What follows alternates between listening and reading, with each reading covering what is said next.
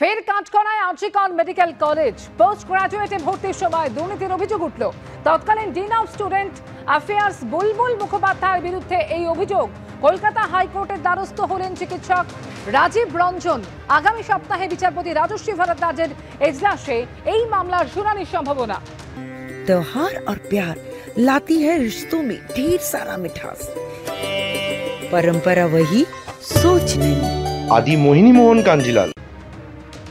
RG Kar medical college ফের কাঁচকড়ায়, যেখানে post গ্রাজুয়েটে ভর্তি নিয়ে এবার দুর্নীতির অভিযোগ উঠছে। তৎকালীন ডিন অফ স্টুডেন্ট অ্যাফেয়ার্স বুলবুল মুখোপাধ্যায়ের বিরুদ্ধে এই অভিযোগ, এবং এই অভিযোগে কলকাতা হাইকোর্টের দ্বারস্থ হলেন চিকিৎসক রাজীব রঞ্জন।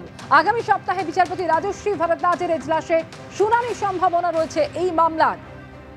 ইতিমধ্যে আরজিকরে আর্থিক দুর্নীতি মামলার তদন্ত করছে সিবিআই। যে আর্থিক দুর্নীতির মামলায় সন্দীপ ঘোষ অর্থাৎ আরজিকরের প্রাক্তন অধ্যক্ষ সন্দীপ ঘোষ সহ মোট 4 জনকে ইতিমধ্যে গ্রেফতার করেছে সিবিআই। 8 দিনের সিবিআই হেফাজত হয়েছে তাদের। এই মামলার তদন্ত যেমন চলছে, আর এরই মধ্যে এবার আরজিকর মেডিকেল কলেজে পোস্ট গ্রাজুয়েটে ভর্তি নিয়েও দুর্নীতির অভিযোগ উঠল। তৎকালীন ডিন অফ স্টুডেন্ট অ্যাফেয়ার্স বুলবুল মুখোপাধ্যায়ের বিরুদ্ধে এই অভিযোগ, এবং অভিযোগ জানিয়ে কলকাতা হাইকোর্টের দ্বারস্থ হলেন চিকিৎসক রাজীব রঞ্জন। সৌভিক মজুমদার প্রতিনিধি রয়েছেন। সৌভিক, ইতিমধ্যে কলকাতা হাইকোর্টের দ্বারস্থ হয়েছেন চিকিৎসক রাজীব রঞ্জন। ঠিক কি অভিযোগ জানানো হচ্ছে? দেখো, অভিযোগ খুব নির্দিষ্ট। অভিযোগে বলা হচ্ছে যে পোস্ট গ্রাজুয়েটে ভর্তির ক্ষেত্রে দুর্নীতি করার জন্য রাজীব রঞ্জন, বিহারের এই চিকিৎসক, তার সঙ্গে দুর্নীতি করা হয়েছে। এবং দুর্নীতিটা কোন পর্যায়ে?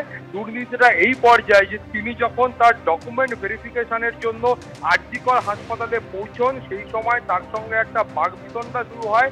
এবং সেই বাগবিতণ্ডায় তাকে শুরুতেই বলা হয় যে আপনি আপনার যে শংসাপত্র, অর্থাৎ যেখান থেকে আপনি MBBS পাস করেছেন বা অন্যান্য পরীক্ষায় আপনি সসম্মানে উত্তীর্ণ হয়েছেন, সেই যে শংসাপত্রগুলো রয়েছে সেগুলো জাল। অর্থাৎ সেই সময় তার বিরুদ্ধে শংসাপত্র জাল করার অভিযোগ ওঠে, এবং অভিযোগ বা বাগবিতণ্ডা এমন পর্যায়ে পৌঁছয় যে তাকে টালা থানায় ফোন করা হয়। এবং সেখানে তৎকালীন ডিন অফ স্টুডেন্ট অ্যাফেয়ার্স বুলবুল মুখোপাধ্যায় তিনি টালা থানায় একটি অভিযোগ দায়ের করেন, যার ভিত্তিতে এই চিকিৎসক এবং তার সঙ্গে থাকা এক বন্ধুকে গ্রেফতার করা হয় এবং তারপর তাদের আদালতে পেশ করা হয়। পরে আদালতের তরফ থেকে তার জামিনের আবেদন মঞ্জুর করা হয়। এখন এই চিকিৎসকের বক্তব্য হলো সেই সময় তার যে শংসাপত্রগুলোকে সিজ করা হয়েছিল বা বাজেয়াপ্ত করা হয়েছিল, সেগুলো এখনো পর্যন্ত ফেরত দেওয়া হয়নি। ফলত তার কারণে তার বিরুদ্ধে যে ক্রিমিনাল প্রসিডিং এখনো পেন্ডিং রয়েছে বা ফৌজদারি মামলা যে বিচারাধীন রয়েছে, সেই মামলার কারণে তিনি এখনো পর্যন্ত পোস্ট গ্রাজুয়েটের পরীক্ষায় বা পোস্ট গ্রাজুয়েট কোর্সে তিনি ভর্তি হতে পারছেন না। এবং তার এই ডকুমেন্টগুলো তিনি ফেরত না পেলে অন্যান্য ক্ষেত্রেও তিনি বিপুল অসুবিধার সম্মুখীন হচ্ছেন বলে তিনি কলকাতার হাইকোর্টের দ্বারস্থ হয়েছেন।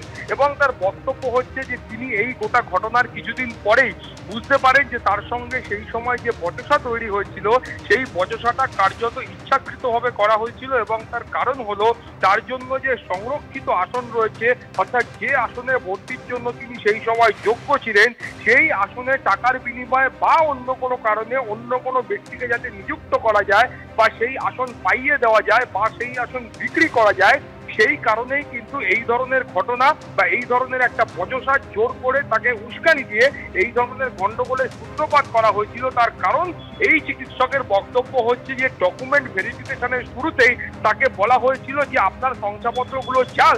চিকিৎসকের বক্তব্য হলো যে সেই ডকুমেন্টগুলো ভেরিফিকেশনের যে প্রসেস রয়েছে, সেই প্রসেস শুরুই হলো না। তারা কার্যত একেবারে প্রাথমিক স্তরে তারা দেখতে শুরু করলেন এবং দেখেই তারা খালি চোখে বলে দিলেন যে তার যে শংসাপত্রগুলো রয়েছে, এই শংসাপত্রগুলো জাল। এটা আদৌ সম্ভব কিনা বা এটা কোন প্রশিক্ষিত শিক্ষকরা বা প্রশিক্ষিত যারা ভেরিফাই করছিলেন সেই চিকিৎসকরা এই কাজটা করতে পারলেন, সেটা নিয়ে তারা প্রশ্ন তুলছেন। তারপরে তিনি বলছেন যে এই মামলা যখন হয় সেই সময় তিনি তদন্তকারী আধিকারিক ছিলেন, তিনি বিহারের মেডিকেল কাউন্সিলে ফোন করেছিলেন এবং বিহারের মেডিকেল কাউন্সিল থেকে নিশ্চিত করা হয় যে এই চিকিৎসক যিনি কিন্তু সেখানকার মেডিকেল কাউন্সিলের রেজিস্টার্ড একজন চিকিৎসক, অর্থাৎ তার ভ্যালিড ডকুমেন্ট রয়েছে। তারপরেও তার সঙ্গে এই ধরনের দুর্নীতি করা হয়েছে বলে কলকাতা হাইকোর্টে তিনি দ্বারস্থ হয়েছেন এবং আগামী সপ্তাহে এই মামলার বিচার প্রক্রিয়া কলকাতা হাইকোর্টে শুরু হতে পারে। ধন্যবাদ সৌভিক।